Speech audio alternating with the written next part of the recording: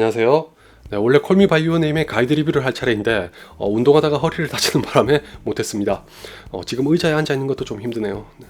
나이 먹는 것도 서러운데 이제 툭하면 운동하다가 다치긴 하고 참 큰일입니다. 주말이 지나면 가이드 리뷰를 하지 않는다는 나름의 원칙이 있는 관계로 생략했으니 양해 부탁드립니다. 어차피 기다리신 분들도 거의 없으셨겠지만 잡소리 그만하고 데드풀2의 두 번째 예고편이 공개됐습니다.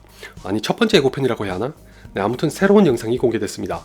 지난번과 비교했을 때 좀 더 많은 걸 볼 수 있었지만 여전히 몇 가지 의문은 풀리지 않았습니다. 그 와중에도 엑스포스의 멤버들을 본격적으로 볼 수 있었다는 건 큰 수확이겠죠? 한동안 좋지 않은 루머가 떠돌아서 어수선했었는데 다행히 잘 수습되면서 이번 영상을 통해 분위기를 다시 뜨겁게 달구고 있습니다. 어떤 루머였는지는 뒤에서 말씀드리기로 하고 예고편을 하나하나 살펴볼까요? 마지막에 데드풀과 위즐이 나누는 대화에도 재미있는 사연이 숨어있으니 끝까지 봐주세요. 에어서플라이의 달달한 노래인 All Out Love가 흐르는 가운데 순박한 도핀더는 여전히 데드풀의 기사 노릇을 해주고 있습니다. 전편에서 깨알같이 감초 역할을 해줬었기 때문에 속편에서도 보고 싶었는데 반갑네요. 이 장면에도 있는 걸 보면 전편과 비슷한 분량으로 나올 모양입니다. 그나저나 이번엔 택시가 아주 박살이 났네요. 데드풀은 누군가에게 쫓기고 있습니다. 특별히 비중 있는 캐릭터들은 아닐 것 같고 그냥 동네 양아치들 몇 명 상대해주다가 쫓기는 거라면 데드풀의 체면이 말이 아닌데 네, 얼마나 급했으면 창문을 깨고 택시에 뛰어듭니다. 근데 가만 보면 데드풀도 스파이더맨 못지않게 궁핍한 슈퍼히어로네요. 여전히 자기 차도 없이 택시를 타고 다닙니다. 어차피 택시비는 안 내겠지만 뒤에서 보면 소박하게 스쿠터를 타는 장면도 나옵니다. 어차피 훔친 거겠지만 네, 게다가 이렇게 너덜너덜한 수트를 입고 다닙니다. 여기선 테이프를 덕지덕지 붙인 걸 보면 또 어디서 총을 난사당하고는 구멍이 뚫렸나 봅니다. 스파이더맨은 그래도 수트는 항상 깔끔했던 것 같은데 안습이네요. 이 장면에서 유리를 깨고 들어가서 싸우는 상대는 야쿠자인 것 같습니다. 청불 버전으로 보면 동양인의 목이 잘리는 데다가 나중에는 이런 장면도 나오는 걸로 봐선 그렇습니다. 속편은 케이블과 엑스포스에게 초점이 맞춰질 테니 역시 큰 비중을 차지할 역할은 아니겠죠? 이번엔 다른 잔챙이들을 상대하러 스트립 클럽에 간 것까진 좋은데 왜 하이힐을 신고 있는 거지? 네, 또 한 번 칼을 휘두르고 황급히 돌아간 집에는 사랑하는 여자친구가 기다리고 있습니다. 데드풀스러운 시답잖은 농담으로 변명하는데 첫째, 어차피 여자친구는 변명 따위 하지 않아도 그를 용서했을 겁니다. 둘째, 데드풀이 말하는 글루텐은 이런 겁니다.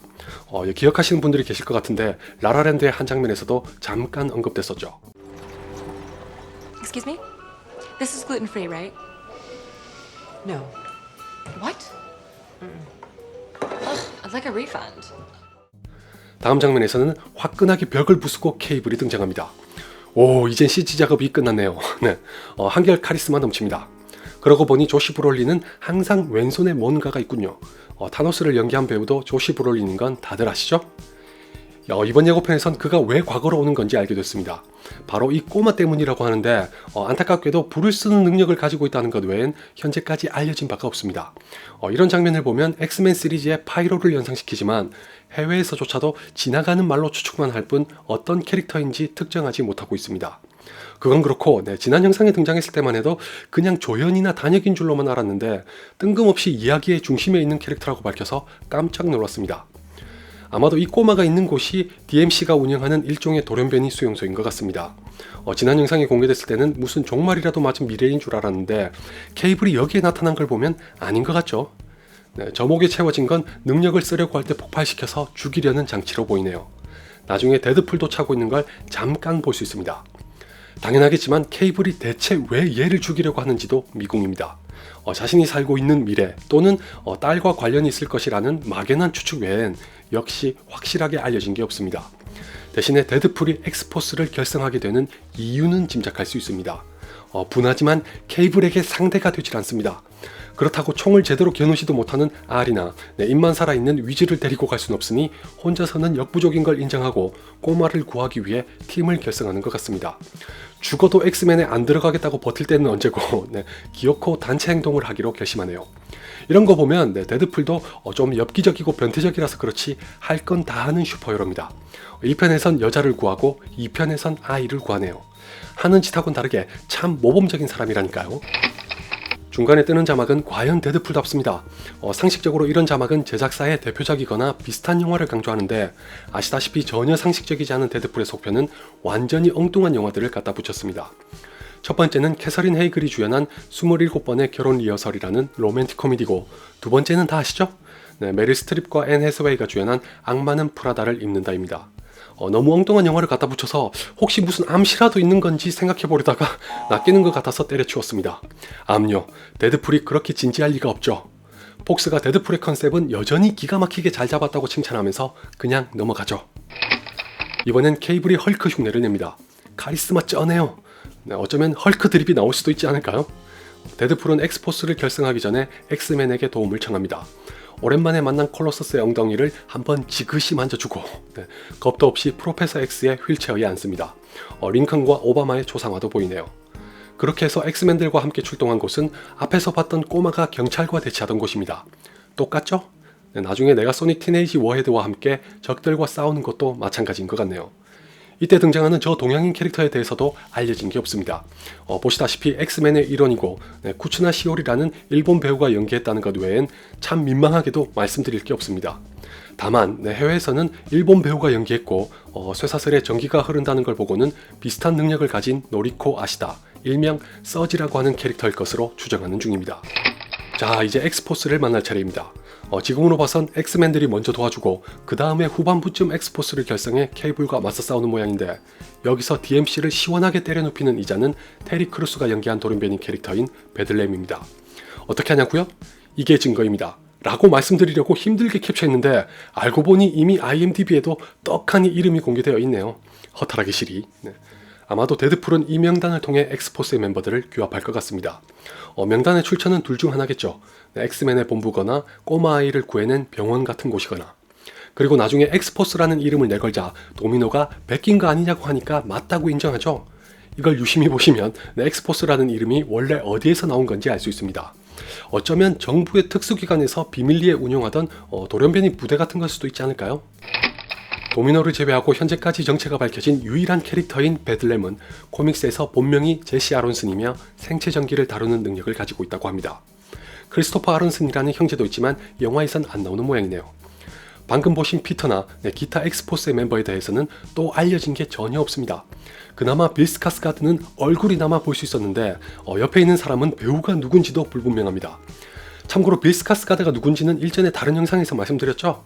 토르의 에릭 셀빅 교수라고 하면 다들 아실만한 스텔란 스카스가드의 아들이자 미드 트루블러드와 레전드 오브 타잔의 주연인 알렉산더 스카스가드의 동생이며 작년에 개봉했던 공포영화 그것에서 페니와이즈를 연기한 바로 그 배우입니다.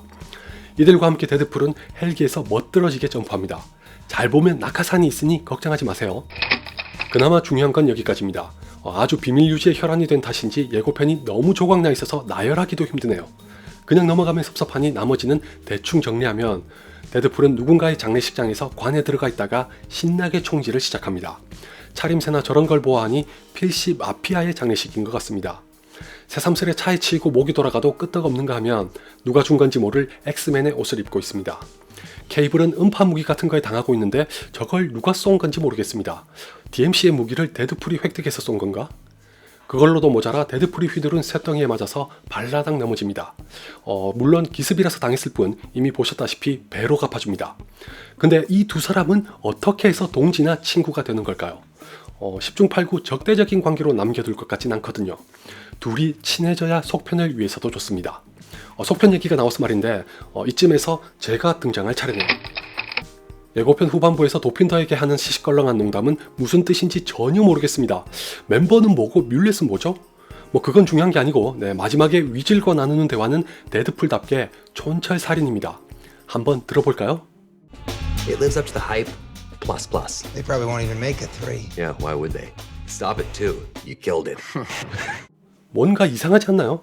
이 영화는 아주 재밌게 완성됐는데도 위즐이 3편은 만들어지지 않을 수도 있다고 합니다.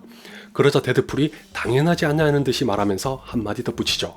You killed it이라고.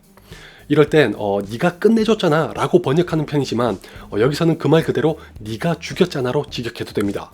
왜냐하면 위즐을 연기한 TJ 밀러가 작년 12월에 성추문에 휘말리면서 난리가 났었습니다. 다들 잘 아시는 미투 운동의 여파였는데 같이 대학에 다녔던 익명의 여성이 2001년에 TJ 밀러에게 성적으로 불빈스러운 일을 당했다고 폭로했습니다. 물론 TJ 밀러는 아니라고 부인하면서 자신에게 아기를 품은 여성이 미투 운동에 편승해서 누명을 씌운 거라고 주장했습니다. 그 후로 어떻게 됐는지는 모르겠지만 이 때문에 TJ 밀러를 다른 배우로 교체해서 다시 촬영해야 한다 아니다로 한바탕 시끄러웠습니다. 그러니까 데드풀의 마지막 대사는 이걸 의미한 겁니다. 공교롭게도 최종 편집 단계에서 불거지는 바람에 모두를 난감하게 만들었었거든요. 아마 지목만 됐을 뿐 혐의가 확실하게 밝혀진 건 아니라서 배우를 교체하진 않은 것 같습니다. 덧붙여서 얼마 전에 흉흉한 루머가 있었습니다. 데드풀2가 비공개 테스트 시사회에서 반응이 안 좋아 재촬영에 들어갔다는 거였는데 다행히 아니라고 합니다. 오히려 몇 번의 시사회를 거치면서 1편보다 더 좋은 점수를 받은 적도 있다고 하니 크게 걱정하진 않아도 될 것 같습니다. 사실 알고 보면 재촬영이나 추가 촬영은 꽤 흔한 일이니까 항상 부정적으로만 받아들일 필요는 없습니다. 아무래도 DC 영화들의 전례 때문인지 국내외에서 민감하게 반응할 수도 있을 거라고 생각합니다.